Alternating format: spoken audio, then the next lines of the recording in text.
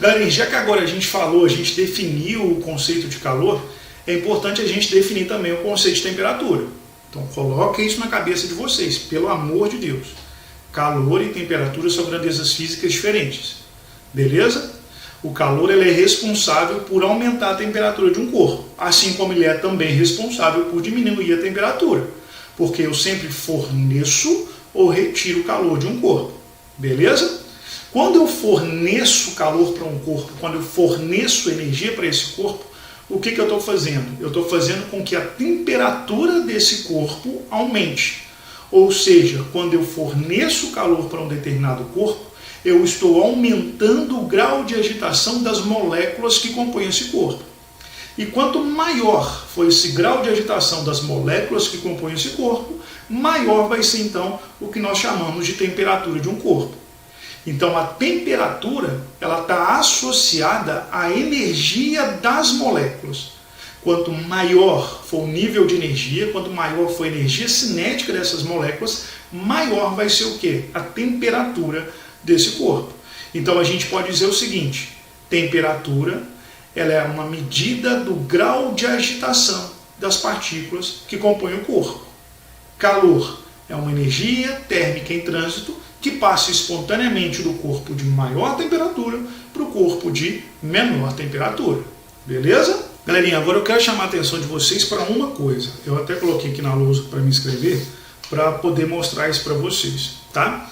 Então, ou seja, quanto maior for a temperatura de um corpo, maior vai ser a energia molecular desse corpo. Quanto menor a temperatura, menor a energia. O que faz essa temperatura aumentar e diminuir é o fornecimento ou a retirada de calor de um determinado corpo.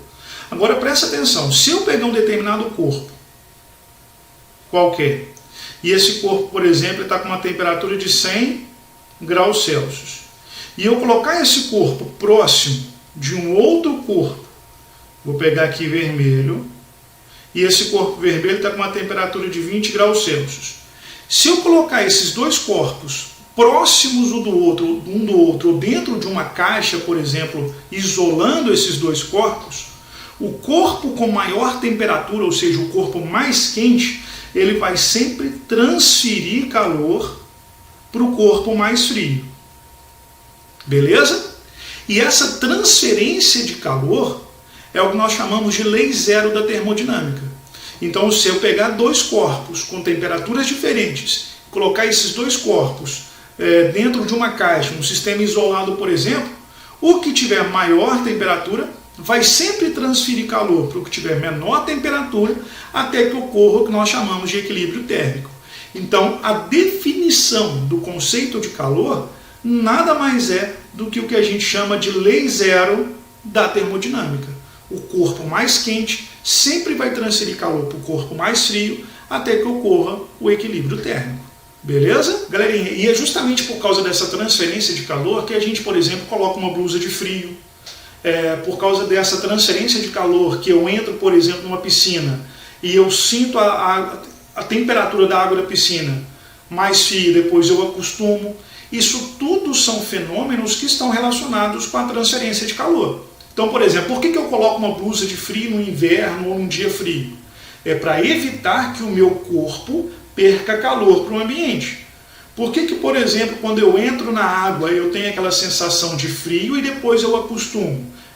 Porque o meu corpo, que está com a temperatura maior que a da água, transfere calor para a água e depois, quando eu acostumo, é porque a temperatura do meu corpo e da água entraram em equilíbrio térmico. Isso tem muita aplicação no nosso dia a dia, esses conceitos, e tem que ficar bastante atento nisso, porque o Enem gosta muito dessas coisas, beleza?